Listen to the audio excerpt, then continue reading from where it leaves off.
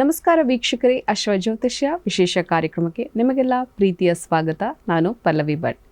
ವೀಕ್ಷಕರೇ, ಎಂದಿನಂತೆ ಇವತ್ತಿನ ಕಾರ್ಯಕ್ರಮದಲ್ಲಿ ರಾಶಿ ಭವಿಷ್ಯ, ಇದರ ಜೊತೆಗೆ ಪಂಚಾಂಗದ ವಿಶೇಷತೆ, ಹಾಗೆಯೇ ಧಾರ್ಮಿಕ ಚಿಂತನೆಗಳಿಗೆ ಸಂಬಂಧಪಟ್ಟಂತೆ ಪಿತೃದೋಷಕ್ಕೆ ಯಾವ ರೀತಿಯಾಗಿ ಪರಿಹಾರವನ್ನು ಮಾಡಿಕೊಳ್ಳಬೇಕು, ಈ ವಿಚಾರವನ್ನು ತಿಳಿಸಿಕೊಡೋದಕ್ಕೆ ಇವತ್ತು ನಮ್ಮೊಂದಿಗಿದ್ದಾರೆ ಧಾರ್ಮಿಕ ಚಿಂತಕರಾದ ಶ್ರೀ ವೆಂಕಟರಮಣ ಭಟ್. ಬನ್ನಿ ಅವನ ಕಾರ್ಯಕ್ರಮಕ್ಕೆ ಆಧಾರದಿಂದ ಬರಮಾಡಿಕೊಳ್ಳೋಣ. ಗುರುಗಳೇ, ಕಾರ್ಯಕ್ರಮಕ್ಕೆ ಪ್ರೀತಿಯ ಸ್ವಾಗತ. ನಮಸ್ಕಾರ. ಗುರುಗಳೇ, ಎಂದಿನಂತೆ ಪಂಚಾಂಗದ ವಿಶೇಷತೆಯನ್ನು ತಿಳಿಸ್ಕೊಡಿ. ಶ್ರೀ ಗುರುಭ್ಯೋ ನಮಃ. ಹರಿ ಓಂ. ಗುರುಬ್ರಹ್ಮ ಗುರುರ್ವಿಷ್ಣು ಗುರುರ್ದೇವೋ ಮಹೇಶ್ವರ, ಗುರು ಸಾಕ್ಷಾತ್ ಪರಂ ಬ್ರಹ್ಮ ತಸ್ಮೈ ಶ್ರೀ ಗುರವೇ ನಮಃ. ಏಕ ಏವ ಪರಬ್ರಹ್ಮ ಪರಮಾತ್ಮ ದಿಗಂಬರಃ, ಸ್ವಯಮೇವ ಗುರು ಸಾಕ್ಷಾತ್ ಸುಬ್ರಾಯಃ ಪಾತು ನಃ ಸದಾ. ನಮಃ ಶಾಂತಾಯ ದಿವ್ಯಾಯ ಸತ್ಯಧರ್ಮಸ್ವರೂಪಿಣೆ, ಸ್ವಾನಂದಾಮೃತತೃಪ್ತಾಯ ಶ್ರೀಧರಾಯ ನಮೋ ನಮಃ. ಶ್ರೀಮದ್ ಗಂಗಾಧರೇಂದ್ರ ಸರಸ್ವತಿ ಮಹಾಸ್ವಾಮಿಗಳವರ ಪಾದ ಪದ್ಮಗಳಲ್ಲಿ ಶಿರಸಾಷ್ಟಾಂಗವಾಗಿ ಭಕ್ತಿಪೂರ್ವಕವಾಗಿ ನಮಸ್ಕರಿಸುತ್ತಾ, ಇವತ್ತಿನ ದಿನ ಶ್ರೀ ಕ್ರೋಧಿನಾಮ ಸಂವತ್ಸರ ವೈಶಾಖ ಮಾಸ, ವಸಂತ ಋತು, ಕೃಷ್ಣ ಪಕ್ಷ, ನವಮಿ, ಶನಿವಾರ, ಉತ್ತರಾಯಣ, ಹಾಗೆ ಉತ್ತರಾಭದ್ರಾ ನಕ್ಷತ್ರ, ಪ್ರೀತಿ ನಾಮ ಯೋಗ, ಗರಿಜ ಕರ್ಣ. ಇದು ಇವತ್ತಿನ ಪಂಚಾಂಗ. ಸರಿ ಗುರುಗಳೇ, ಬಹಳ ವಿಶೇಷವಾಗಿ ಪಂಚಾಂಗದ ವಿಶೇಷತೆ, ಪಂಚಾಂಗ ಭವಿಷ್ಯವನ್ನು ತಾವು ತಿಳಿಸ್ಕೊಟ್ಟಿದ್ದೀರಾ. ಹಾಗೆಯೇ ರಾಶಿಗಳಲ್ಲಿ 12 ರಾಶಿಗಳಲ್ಲೀಗ ಮೊದಲನೆಯ 6 ರಾಶಿಗಳ ಫಲಾಫಲ ಯಾವ ರೀತಿಯಾಗಿದೆ ಅನ್ನೋದನ್ನು ತಿಳಿಸ್ಕೊಡಿ. ಇವತ್ತಿನ ದಿವಸ ಶನಿವಾರ ಆಗಿರೋದರಿಂದ ಎಲ್ಲರೂ ಕೂಡ ಶನೇಶ್ವರನ ಆರಾಧನೆಯನ್ನು ಮಾಡತಕ್ಕಂಥದ್ದು ತುಂಬ ಉತ್ತಮ. ನೀಲಾಂಜನ ಸಮಾಭಾಸಂ ರವಿಪುತ್ರಂ ಯಮಾಗ್ರಜಂ, ಛಾಯಾಮಾರ್ತಾಂಡ ಸಂಭೂತಂ ತಂ ನಮಾಮಿ ಶನೈಶ್ಚರಂ. ಓಂ ಶಮಗ್ನಿರಗ್ನಿಭಿಃ ಕರಚ್ಛನ್ನಸ್ತಪತು ಸೂರ್ಯಾಃ, ಸಂವಾತೋ ವಾತ್ವರಪಾ ಅಪಸೃಧಾಃ. ಓಂ ಪ್ರಜಾಪತೇನ ತ್ವದೇತಾನ್ಯನ್ಯೋ ವಿಶ್ವಾ ಜಾತಾನಿ ಪರಿತಾ ಬಭೂವ, ಯತ್ಕಾಮಾಸ್ತೆ ಜುಹುಮಸ್ತನ್ನೋ ಅಸ್ತು ವಯಗ್ಗಸ್ಯಾಮ ಪತಯೋರಜೀಣಾಂ. ಇದು ಶನೇಶ್ಚರನ ಮಂತ್ರ, ಹಾಗೆ ಶನೇಶ್ಚರನ ಶ್ಲೋಕ. ಇದನ್ನು ನಾವು ಹೇಳೋದರಿಂದ ಇವತ್ತಿನ ದಿವಸ ಎಲ್ಲ ರೀತಿಯಲ್ಲಿ ಅನುಕೂಲ ಇದೆ. ಇನ್ನು ರಾಶಿ ಭವಿಷ್ಯದ ಬಗ್ಗೆ ನೀವು ಕೇಳಿದ್ದೀರಿ. ಮೊದಲನೇದಾಗಿ ಮೇಷರಾಶಿ. ಮೇಷರಾಶಿಯಲ್ಲಿ ಕುಟುಂಬದಲ್ಲಿ ಕಲಹ, ಏಕೆಂದರೆ ಏನೋ ಯಾವುದೋ ಒಂದು ವಿಚಾರಕ್ಕೆ, ಸುಮ್ಮನೆ ಸಣ್ಣ ಪುಟ್ಟ ವಿಚಾರಕ್ಕೆ ಕೂಡ ಜಗಳ ಆಗುವಂಥ ಸಾಧ್ಯತೆ ಇದೆ. ಹಾಗಾಗಿ ನಾವು ಅದನ್ನು ಸೂಕ್ಷ್ಮವಾಗಿ ಮಾತನ್ನು ಆಡುವಾಗ ವಿಚಾರ ಮಾಡಿಕೊಂಡು ಮಾತನ್ನು ಆಡತಕ್ಕಂಥದ್ದು ತುಂಬ ಉತ್ತಮ. ಬಂಧುಗಳಿಂದ ವ್ಯಯ. ನಮ್ಮ ಮನೆಗೆ ಯಾರಾದರೂ ಕೂಡ ಬಂದಿರ್ತಾರೆ, ಅಥವಾ ನಾವೇ ನೆಂಟರ ಮನೆಗೆ ಹೋಗಿರ್ತೇವೆ, ಅವರನ್ನು ನಾವು ಅವರಿಗೆ ಬೇಕಾಗಿದ್ದನ್ನು ಕೊಡಿಸುವುದು ಅಥವಾ ಇತ್ಯಾದಿಗಳಿಂದ ನಮಗೆ ಖರ್ಚಾಗುವಂಥ ಸಾಧ್ಯತೆ ಇದೆ. ಮಿತ್ರರಿಂದ ವ್ಯಯ, ಸ್ನೇಹಿತರಿಂದ ಆಯಿತು ಇವತ್ತಿನ ದಿವಸ ನಾವು ಏನಾದರೂ ಪಾರ್ಟಿ ಮಾಡೋಣ ಅಥವಾ ಎಲ್ಲಾದರೂ ಹೋಗೋಣ, ಇವತ್ತಿನ ದಿವಸ ನೀನು ಏನು ತಗೊಳ್ಬೋದು, ನಾನು ಅದು ಕೊಡ್ತೇನೆ, ಹೀಗೆ ಈ ರೀತಿ ವ್ಯವಹಾರದಿಂದ ಖರ್ಚಾಗುವಂಥದ್ದು ಜಾಸ್ತಿ ಇದೆ. ಪ್ರಯಾಣದಲ್ಲಿ ಹೆಚ್ಚಿನ ಖರ್ಚಾಗ್ತದೆ. ನಾವು ದೂರ ಪ್ರಯಾಣಕ್ಕೆ ಹೊರಟಾಗ ಅದನ್ನು ನಾವು ಏನೋ ಬೇಕು, ತಿಂಡಿ ತಿನಿಸಿರ್ಬೋದು ಅಥವಾ ಇನ್ಯಾವುದೋ ಬೇರೆ ಕಾರಣಕ್ಕಾಗಿ ನಾವು ಖರ್ಚನ್ನು ಮಾಡುವಂಥ ಸಾಧ್ಯತೆ ಜಾಸ್ತಿ ಇರ್ತದೆ. ವೃತ್ತಿಯಲ್ಲಿ ಅನುಕೂಲ. ವೃತ್ತಿಯಲ್ಲಿ ನಾವು ಮಾಡುವಂಥ ವೃತ್ತಿಯಲ್ಲಿ ಎಲ್ಲ ರೀತಿಯಲ್ಲೂ ಕೂಡ ಅನುಕೂಲ ಆಗುವಂಥ ಸಾಧ್ಯತೆ ಇದೆ. ಇದರ ಪರಿಹಾರಕ್ಕಾಗಿ ಸುಬ್ರಹ್ಮಣ್ಯ ಸನ್ನಿಧಾನಕ್ಕೆ ಕ್ಷೀರ ಅಂದರೆ ಹಾಲನ್ನು ನಾವು ಕೊಡೋದರಿಂದ ಒಳ್ಳೆಯ ರೀತಿಯಲ್ಲಿ ಅನುಕೂಲ ಆಗ್ತದೆ. ಇನ್ನು ವೃಷಭ ರಾಶಿ. ವೃಷಭ ರಾಶಿಯಲ್ಲಿ ದೇಹಕ್ಕೆ ಗಾಯ ಆಗುವಂಥ ಸಾಧ್ಯತೆ ಇದೆ.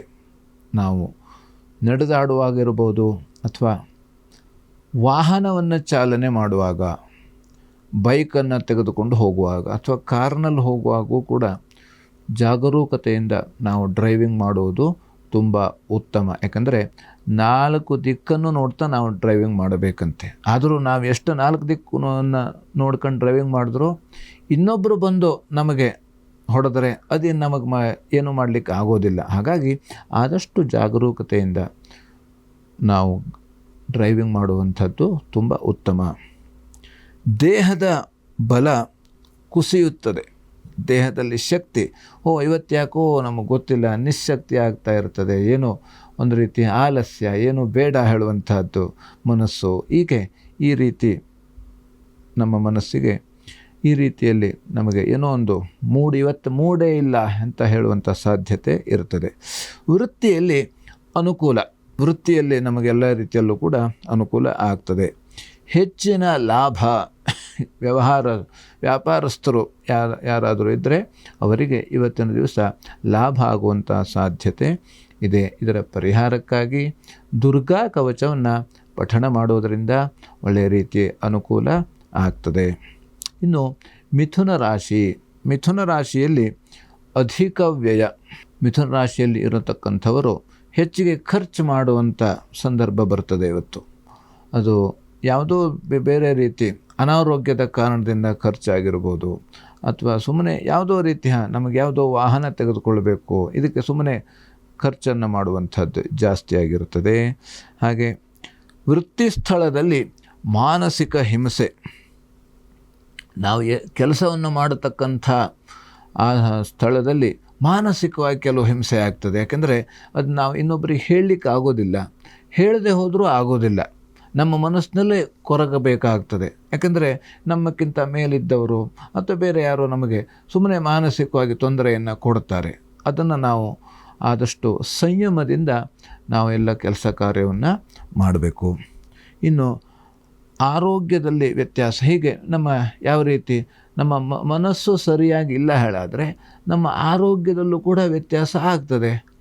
ಯಾಕೆಂದರೆ ಎಲ್ಲದಕ್ಕೂ ಕೂಡ ಮನಸ್ಸೇ ಕಾರಣ, ಮನಸ್ಸಿದ್ದಲ್ಲಿ ಮಾರ್ಗ ಇದೆ ಅಂತ ಹೇಳಿದ್ದಾರೆ. ಹಾಗಾಗಿ ನಮ್ಮ ಮನಸ್ಸು ಪ್ರಶಾಂತವಾಗಿದೆ, ಸರಿಯಾಗಿದೆ ಅಂತಾದರೆ ನಮಗೇನೂ ಆಗೋದಿಲ್ಲ. ಏನಾದರೂ ಕೂಡ ಅದು ನಮಗೇನೂ ಆದಂಗೆ ಅನಿಸೋದೇ ಇಲ್ಲ. ಹಾಗಾಗಿ ಮನಸ್ಸು ಸರಿ ಇಲ್ಲ ಹೇಳಾದರೆ ಎಲ್ಲವೂ ಕೂಡ ನಮಗೇನೂ ಮಾಡಲಿಕ್ಕೂ ಕೂಡ ಆಗೋದಿಲ್ಲ. ಹಾಗಾಗಿ ಪರಿಹಾರಕ್ಕಾಗಿ ಬುಧ ಕವಚವನ್ನು ನಾವು ಪಠಿಸುವಂಥದ್ದು. ಇನ್ನು ಕರ್ಕರಾಶಿಯವರಿಗೆ ದೈವಾನುಕೂಲ, ದೈವದ ಸಹಾಯ ಸಿಗ್ತದೆ. ಯಾಕಂದರೆ ನಾವು ಯಾವುದೋ ಕ್ಷೇತ್ರವನ್ನು ದರ್ಶನ ಮಾಡಿರ್ತೇವೆ, ಅಥವಾ ದೇವರ ಮನೆಯಲ್ಲೇ ನಾವು ದೇವರ ಸ್ಮರಣೆಯನ್ನು ಮಾಡುತ್ತೇವೆ. ಅದರಿಂದ ನಮಗೆ ದೇವರ ಸ್ಮರಣೆಯಿಂದ ಒಳ್ಳೆಯ ರೀತಿಯಲ್ಲಿ ಅನುಕೂಲ ಆಗುವಂಥ ಸಾಧ್ಯತೆ ಜಾಸ್ತಿ ಇದೆ. ಹಾಗೆ ಶ್ರೀ ಕ್ಷೇತ್ರ ದರ್ಶನವನ್ನು ಮಾಡುವಂಥ ಸಾಧ್ಯತೆ ಇದೆ. ಪುಣ್ಯಕ್ಷೇತ್ರ, ತೀರ್ಥಕ್ಷೇತ್ರ, ಹಾಗೆ ಸಜ್ಜನರ ದರ್ಶನ ಮಾಡುವಂಥ ಸಾಧ್ಯತೆ ಇದೆ. ತಂದೆ ಮಕ್ಕಳಲ್ಲಿ ಸಾಮರಸ್ಯ, ಇವತ್ತಿನ ದಿವಸ ತಂದೆಗೆ ಮಕ್ಕಳಿಗೆ ಒಳ್ಳೆಯ ರೀತಿಯಲ್ಲಿ ಸಾಮರಸ್ಯ ಇದೆ. ದಾನ ಮಾಡುವ ಪ್ರವೃತ್ತಿ, ದಾನ ಮಾಡಬೇಕು. ಇವತ್ತಿನ ದಿವಸ ನಾನು ಯಾರಿಗಾದರೂ ದಾನ ಮಾಡಬೇಕು, ಅನ್ನದಾನವನ್ನೇ ಮಾಡಬಹುದು, ಅಥವಾ ಇನ್ನಿತರ ವಸ್ತುಗಳನ್ನು ದಾನ ಮಾಡುವಂಥ ಮನಸ್ಥಿತಿ ಉಂಟಾಗ್ತದೆ. ಹಾಗಾಗಿ ಇವತ್ತಿನ ದಿವಸ ನಾವು ಮನೆ ದೇವರ ಪ್ರಾರ್ಥನೆಯನ್ನು ಮಾಡೋದರಿಂದ ಒಳ್ಳೆಯ ರೀತಿಯಲ್ಲಿ ಅನುಕೂಲ ಇದೆ. ಇನ್ನು ಸಿಂಹರಾಶಿಯವರಿಗೆ ಬುದ್ಧಿ ಶೂನ್ಯತೆಯಿಂದ ಜಗಳ ಆಗುವಂಥ ಸಾಧ್ಯತೆ ಇದೆ. ಬುದ್ಧಿ, ನಾವು ಏನೋ ಅದು ಗೊತ್ತಿಲ್ಲದೋ ಯಾವುದೋ ಒಂದು ಕೆಲಸವನ್ನು ಮಾಡುತ್ತೇವೆ, ಆ ಕೆಲಸ ಮಾಡಿದ್ದು ನಾವು 1 ಮಾಡಿದ್ದು 9 ಆಯಿತು ಅಂತ ಹೇಳ್ತೇವಲ್ವ, ಹಾಗೆ ಅದರಿಂದ ಜಗಳ ಆಗುವಂಥ ಸಾಧ್ಯತೆ ಇದೆ. ಅಧಿಕವಾಗಿ ನಷ್ಟ ಆಗುವಂಥದ್ದು, ನಾವು ಏನೇ ಕೆಲಸ ಮಾಡಿದ್ರೂ ಕೂಡ ಅದು ನಷ್ಟವಾಗ್ತದೆ. ನಾನು ಹೀಗೆ ಆಗ್ತದೆ ಅಂತ ಅಂದ್ಕೊಂಡಿರಲಿಲ್ಲ, ಹೀಗೆ ಆಗೋಯ್ತಲ್ಲ. ಹಾಗಾಗಿ ವ್ಯಾಪಾರಸ್ಥರು ಇರ್ಬೋದು, ಅಥವಾ ಬೇರೆ ಯಾವುದೇ ಹೊಸ ಕೆಲಸವನ್ನು, ಹೊಸ ವಿಚಾರವನ್ನು ಮಾಡತಕ್ಕಂಥವರು ಇವತ್ತು ಆದಷ್ಟು ಜಾಗರೂಕತೆಯಿಂದ ವ್ಯವಹಾರವನ್ನು ಮಾಡತಕ್ಕಂಥದ್ದು ತುಂಬ ಉತ್ತಮ. ಹಾಗೆ ಮಾನಸಿಕ ಹಿಂಸೆ, ಹೀಗೆ ನಮ್ಮ ವ್ಯವಹಾರದಲ್ಲಿ ನಷ್ಟವಾಯಿತು ಹೇಳಾದಾಗ ಮಾನಸಿಕವಾಗಿ ಹಿಂಸೆ ಆಗ್ತದೆ. ಮನಸ್ಸು ಸರಿಯಾಗಿ ಇಲ್ಲ ಹೇಳಾದರೆ ನಮಗೆ ಏನೇ ಕೆಲಸ ಮಾಡಲಿಕ್ಕೂ ಕೂಡ ಆಗೋದಿಲ್ಲ. ಹಾಗಾಗಿ ನಾವು ಇವತ್ತು ಇದರ ಪರಿಹಾರಕ್ಕಾಗಿ ದುರ್ಗಾದೇವಿಯ ಪ್ರಾರ್ಥನೆ ಮಾಡುವುದರಿಂದ ನಮಗೆ ಎಲ್ಲ ರೀತಿಯಲ್ಲೂ ಕೂಡ ಅನುಕೂಲ ಆಗ್ತದೆ. ಇನ್ನು ಕನ್ಯಾ ರಾಶಿ, ಸಂಗಾತಿಯಿಂದ ಮನಸ್ತಾಪ ಆಗುವಂಥ ಸಾಧ್ಯತೆ ಇದೆ. ನಷ್ಟ ಈಗ ಇವತ್ತಿನ ದಿವಸ ಆದಷ್ಟು ನಾವು ಏನೇ ಮಾಡಿದ್ರೂ ಕೂಡ ನಷ್ಟವಾಗ್ತದೆ. ಕೈ ಬಂದು ತುತ್ತು ಬಾಯಿಗೆ ಬರಲಿಲ್ಲ ಅಂತ ನಾವು ಹೇಳ್ತೇವಲ್ವ, ಹಾಗೆ ಎಲ್ಲ ಕೂಡ ನಷ್ಟ ಆಗುವಂಥ ಸಾಧ್ಯತೆ. ಬೆಳೆ ಬೇಸಾಯ ಇರ್ಬೋದು ಅಥವಾ ಏನೇ ವ್ಯಾಪಾರದ ಇರ್ಬೋದು, ಇದು ನಷ್ಟ ಆಗುವಂಥ ಸಾಧ್ಯತೆ ಜಾಸ್ತಿ ಇದೆ. ಹಾಗೆ ಸಂಗಾತಿಗೆ ಪೆಟ್ಟು ಬೀಳುವಂಥ ಸಾಧ್ಯತೆ ಇದೆ, ಏನು ನಡೆದುಕೊಂಡು ಹೋಗುವಾಗ ಅಥವಾ ಮೇಲೆ ಹೋಗುವಾಗ. ಹಾಗಾಗಿ ಆದಷ್ಟು ನಾವು ನಡೆದಾಡಿಕೊಂಡು ಹೋಗುವಾಗ ಆದಷ್ಟು ಜಾಗರೂಕತೆಯಿಂದ ಹೋಗುವಂಥದ್ದು ಉತ್ತಮವಾಗಿ ಇರ್ತದೆ. ಇದಕ್ಕೆ ಪರಿಹಾರವಾಗಿ ನರಸಿಂಹದೇವರ ಪ್ರಾರ್ಥನೆ ಮಾಡುವುದರಿಂದ ಎಲ್ಲ ರೀತಿಯಲ್ಲೂ ಕೂಡ ಅನುಕೂಲ ಇದೆ. ಸರಿ ಗುರುಗಳೇ, ಬಹಳ ವಿಶೇಷವಾಗಿ ಮೊದಲನೆಯ 6 ರಾಶಿಗಳ ಫಲಾಫಲ ಯಾವ ರೀತಿಯಾಗಿದೆ ಅನ್ನೋದನ್ನು ತಾವು ತಿಳಿಸ್ಕೊಟ್ಟಿದ್ದೀರಾ.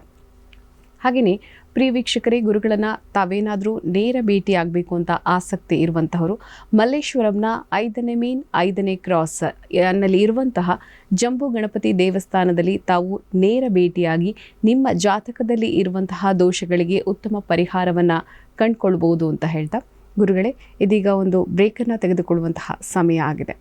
ವೀಕ್ಷಕರೇ, ಕಾರ್ಯಕ್ರಮದಲ್ಲಿ ಪುಟ್ಟದೊಂದು ವಿರಾಮದ ನಂತರ ಮತ್ತಷ್ಟು ವಿಚಾರಗಳು.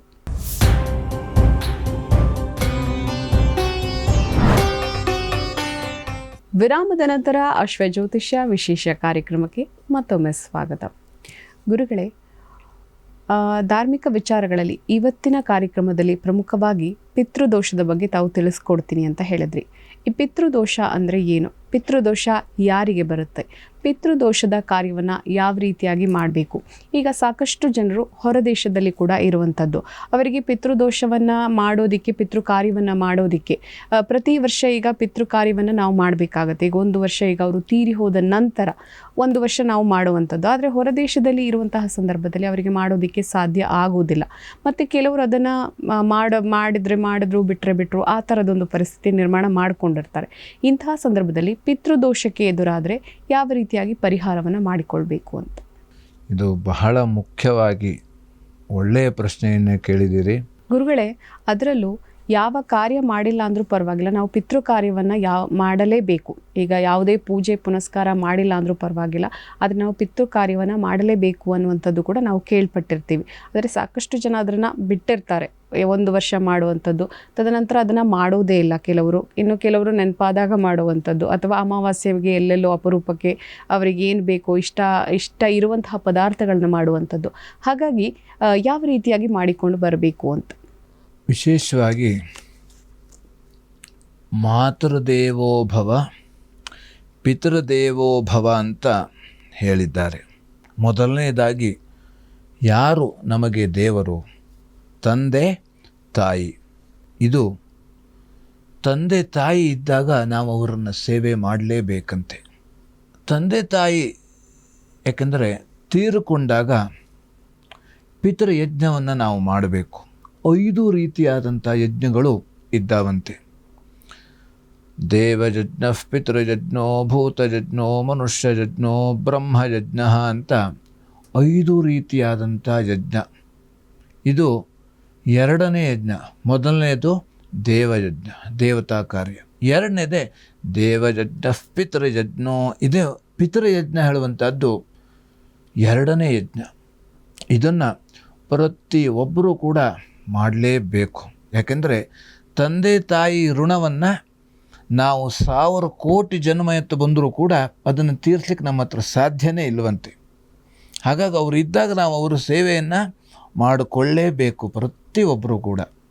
ಆಯಿತು, ಅವರು ಕಾಲವಾದ ನಂತರ ಶ್ರಾದ್ದವನ್ನು ಮಾಡಬೇಕಂತೆ. ಅವರು ಯಾವ ತಿಥಿಯಲ್ಲಿ ಮೃತರಾಗಿರ್ತಾರೋ ಆವತ್ತಿನ ತಿಥಿಯಲ್ಲಿ ಮಾಡತಕ್ಕಂಥದ್ದು ಉತ್ತಮ. ಅದು ಶಾಸ್ತ್ರ. ಇನ್ನು ಕೆಲವು ರೂಢಿ ಬಂದುಬಿಟ್ಟದೆ, ಯಾವುದೋ ಈ ಇಂಗ್ಲೀಷಿನ ದಿನಾಂಕಗಳಲ್ಲಿ ಮಾಡತಕ್ಕಂಥದ್ದು. ಇನ್ನು ಅವರಿಗೆ ಸರಿಯಾಗಿ ಗೊತ್ತಿಲ್ಲ ಅಂತಾದರೆ ಆ ದಿನದಲ್ಲಾದರೂ ಕೂಡ ಮಾಡಬಹುದು. ಯಾಕೆಂತಂದ್ರೆ ಅದನ್ನು ಮಾಡೋದು ಮುಖ್ಯ. ಈಗೇನೋ ಆಯಿತು, ನಾವು ಎಲ್ಲೋ ಪ್ರಯಾಣದಲ್ಲಿ ಇದ್ದೇವೆ, ಆವಾಗ ಮಾಡಲಿಕ್ಕೆ ಆಗಲಿಲ್ಲ, ಅದೇನೋ ಅನಾನುಕೂಲ ಆಯಿತು ಅಂತ ಆದರೂ ಕೂಡ ನಾವು ಅದನ್ನು ಪ್ರಯಾಣದಿಂದ ಬಂದ ಮೇಲಾದರೂ ಕೂಡ ಅದನ್ನು ಮಾಡಬೇಕಂತೆ.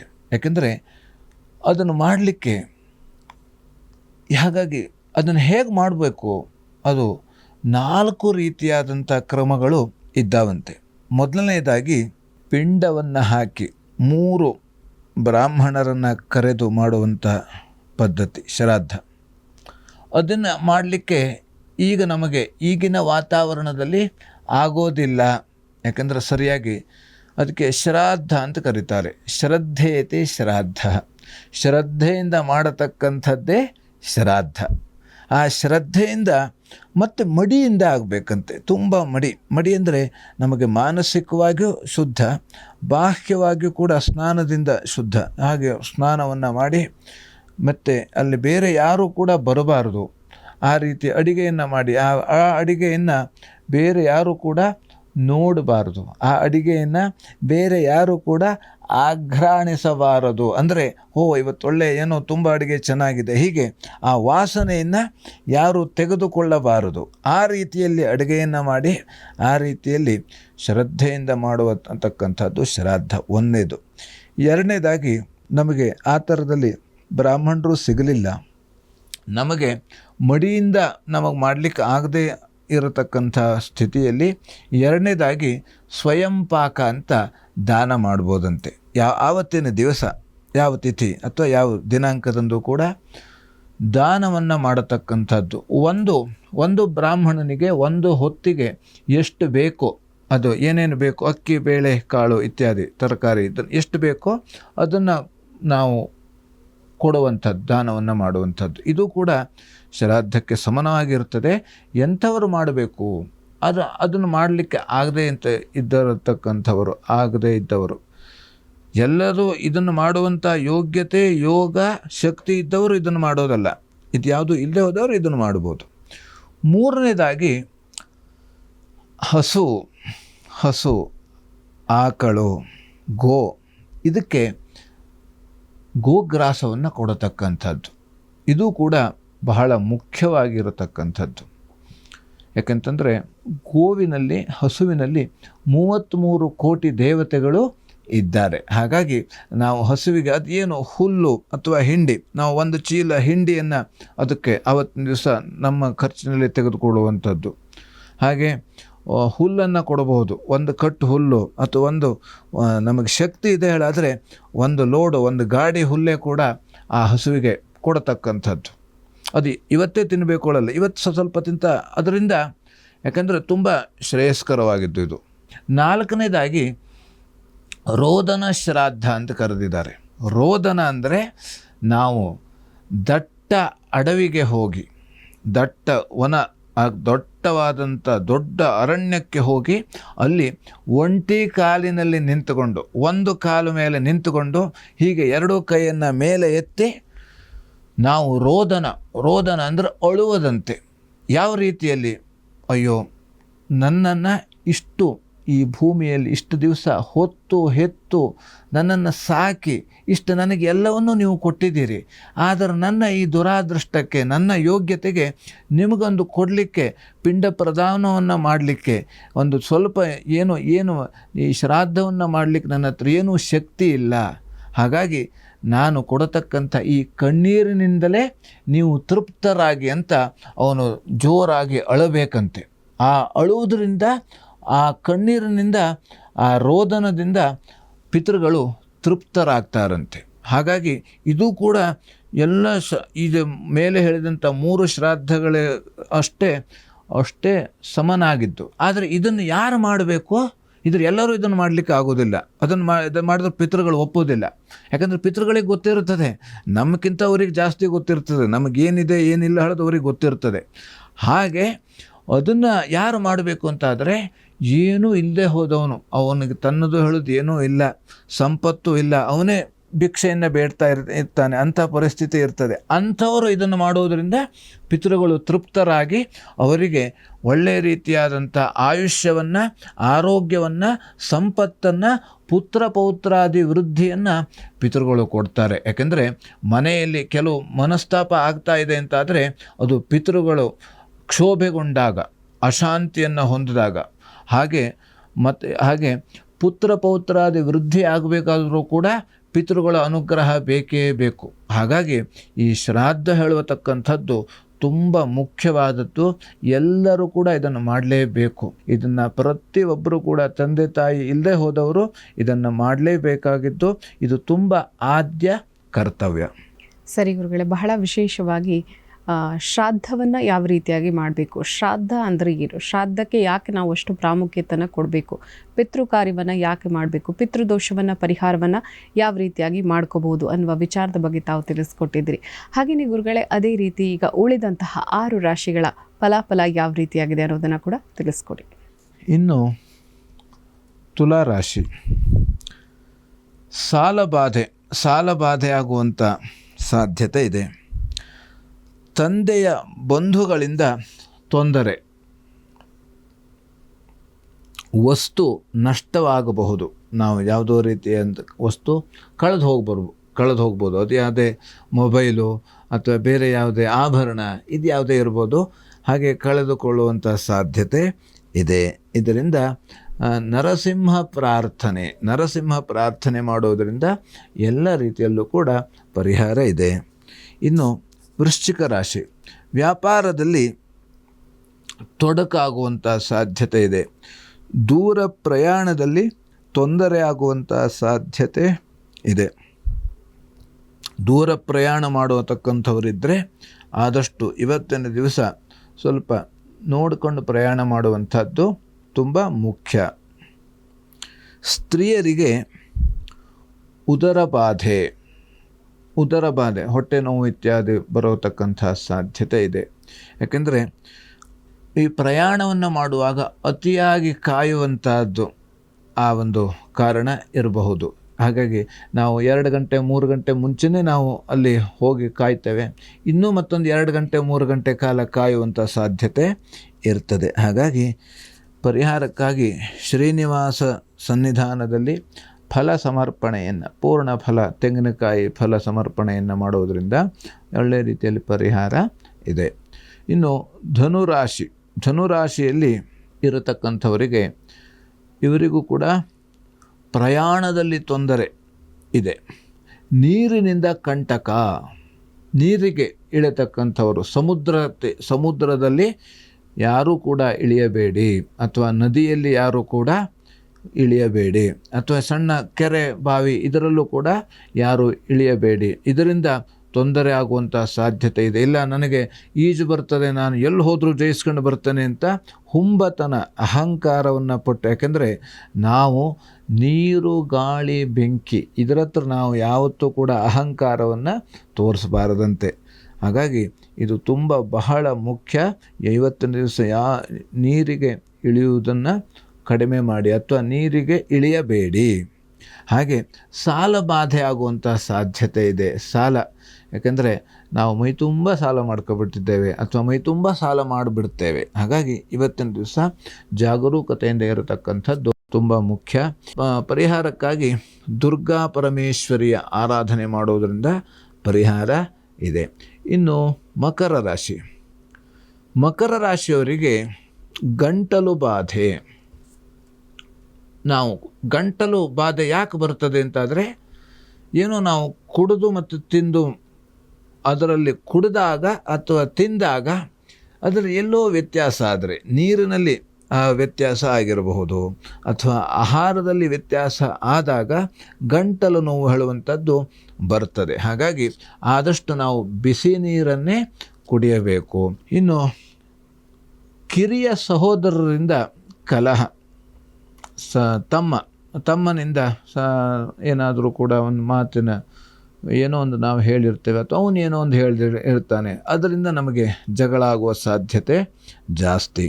ಹಾಗೆ ಬುದ್ಧಿ ಶೂನ್ಯತೆ, ಯಾಕಂದರೆ ನಮಗೆ ಬುದ್ಧಿ ಅದು ಒಳ್ಳೆಯ ಬುದ್ಧಿ ನಮಗೆ ಪ್ರಚೋದನೆಯನ್ನೇ ಮಾಡೋದಿಲ್ಲ. ಏನು ಮಾಡಬೇಕು ಏನು ಬಿಡಬೇಕು ನಮ್ಮನೆ ಬುದ್ಧಿ ಮಂಕ ಆಗಿರ್ತದೆ ಹೇಳ್ತಾರಲ್ವ, ಆ ಥರ ಆಗಿಬಿಡ್ತದೆ. ಹಾಗಾಗಿ ಅದು ಪರಿಹಾರಕ್ಕಾಗಿ ಸುಬ್ರಹ್ಮಣ್ಯ ಪ್ರಾರ್ಥನೆ, ಯಾಕೆಂದರೆ ನಮ್ಮ ಬುದ್ಧಿ ಕೆಟ್ಟು ಹೋದಾಗ ನಾವು ಭಗವಂತನ ಸ್ಮರಣೆ ಮಾಡಿದಾಗ ದದಾಮಿ ಬುದ್ಧಿಯೋಗ, ಭಗವಂತ ಹೇಳಿದ್ದಾನೆ ಯಾರು ತನ್ನ ಸ್ಮರಣೆ ಮಾಡ್ತಾರೋ ಅವರಿಗೆ ತಾನು ಬುದ್ಧಿಯನ್ನು ಕೊಡ್ತೇನೆ ಅಂತ, ಜ್ಞಾನವನ್ನು ಕೊಡ್ತೇನೆ ಅಂತ ಹೇಳಿದ್ದಾನೆ. ಹಾಗಾಗಿ ಸುಬ್ರಹ್ಮಣ್ಯ ಪ್ರಾರ್ಥನೆಯಿಂದ ಪರಿಹಾರ. ಇನ್ನು ಕುಂಭರಾಶಿಯವರಿಗೆ ನೀರು ಖಾರ ಆಹಾರ ಪದಾರ್ಥಗಳಿಂದ ತೊಂದರೆ ಆಗುವಂಥ ಸಾಧ್ಯತೆ ಇದೆ.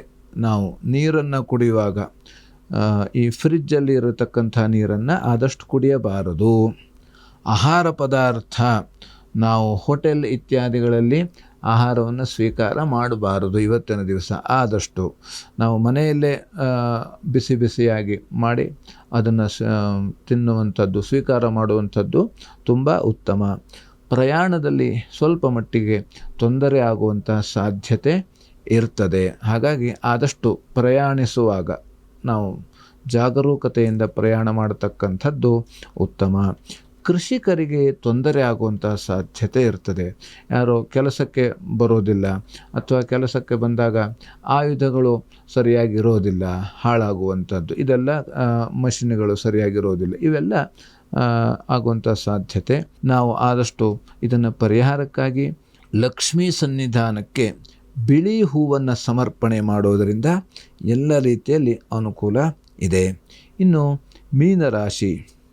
ಮೀನರಾಶಿಯಲ್ಲಿ ಇರತಕ್ಕಂಥವರಿಗೆ ದೇಹದಲ್ಲಿ ಪೆಟ್ಟು ಬೀಳುವಂಥ ಸಾಧ್ಯತೆ ಇದೆ. ನಾವು ಯಾವುದೇ ಕೆಲಸವನ್ನು ಮಾಡುವಾಗ, ಇನ್ನು ಮರವನ್ನು ಹತ್ತುವುದು ಅಥವಾ ಕೆಳಗಡೆ ಬೇರೆ ಯಾವುದೋ ಕೆಲಸವನ್ನು ಅಗಿಯೋದು, ಕೊಚ್ಚುವುದು, ಕಡಿಯೋದು, ಇದನ್ನೆಲ್ಲ ಮಾಡ್ತಾ ಇರ್ತೇವೆ. ಅದನ್ನು ಮಾಡುವಾಗ ಜಾಗರೂಕತೆಯಿಂದ ಕೆಲಸವನ್ನು ಮಾಡತಕ್ಕಂಥದ್ದು ತುಂಬ ಉತ್ತಮವಾಗಿರುತ್ತದೆ. ಹಾಗೆ ಮಕ್ಕಳಿಂದ ಕಿರಿಕಿರಿ, ಮಕ್ಕಳು ಸುಮ್ಮನೆ ಏನೋ ಬಂದು ನಾವೇನೋ ಕೆಲಸ ಮಾಡ್ತಾ ಇರ್ತೇವೆ, ಅವ್ರು ಬಂದು ಸುಮ್ಮನೆ ತೊಂದರೆಯನ್ನು ಕೊಡ್ತಕ್ಕಂಥದ್ದು.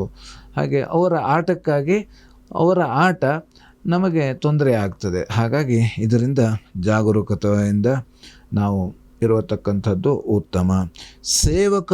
ಸಹಾಯಕರಿಂದ ತೊಂದರೆ ಆಗ್ತದೆ. ನಮಗೆ ಯಾರೋ ನಮಗೆ ಸೇವೆಯನ್ನು ಯಾರೋ ಮಾಡ್ತಾ ಇರ್ತಾರೆ ಅಥವಾ ಯಾರೋ ಬಂದಿರ್ತಾರೆ ಸಹಾಯಕ್ಕಾಗಿ, ಅವರು ನಾವು ಹೇಳುವಂಥ ಕೆಲಸವನ್ನು ಮಾಡೋದಿಲ್ಲ. ಅದರಿಂದ ನಮ್ಮ ಮನಸ್ಸಿಗೆ ಬೇಜಾರಾಗ್ತದೆ. ಬೇಜಾರಾದಾಗ ನಾವು ಏನೋ ಒಂದು ಮಾತು ಹೇಳ್ತೇವೆ, ಆ ಹೇಳಿದಂಥ ಮಾತು ಅವರಿಗೆ ಕಟುವಾಗಿರ್ತದೆ, ಅದರಿಂದ ಅವರು ಏನೋ ಮಾತಾಡ್ತಾರೆ. ಹೀಗೆ ಇದರಿಂದ ನಮಗೆ ತೊಂದರೆ ಆಗುವಂಥ ಸಾಧ್ಯತೆ ಇದೆ. ಹಾಗಾಗಿ ಇದರ ಪರಿಹಾರಕ್ಕಾಗಿ ಆಂಜನೇಯ ಪ್ರಾರ್ಥನೆ ಮಾಡೋದರಿಂದ ಎಲ್ಲ ರೀತಿಯಲ್ಲೂ ಕೂಡ ಅನುಕೂಲ ಆಗ್ತದೆ. ಸರಿ ಗುರುಗಳೇ, ಬಹಳ ವಿಶೇಷವಾಗಿ ಈ ದಿನದ ಕಾರ್ಯಕ್ರಮದಲ್ಲಿ ಪಂಚಾಂಗದ ಭವಿಷ್ಯ, ರಾಶಿ ಭವಿಷ್ಯ ಮತ್ತು ಪಿತೃದೋಷದ ವಿಶೇಷತೆ ಮತ್ತು ಪರಿಹಾರ ಯಾವ ರೀತಿಯಾಗಿ ಮಾಡ್ಕೋಬೇಕು ಅನ್ನುವ ವಿಚಾರದ ಬಗ್ಗೆ ಸಾಕಷ್ಟು ಮಾಹಿತಿಯನ್ನು ತಿಳಿಸ್ಕೊಟ್ಟಿದ್ದೀರಾ.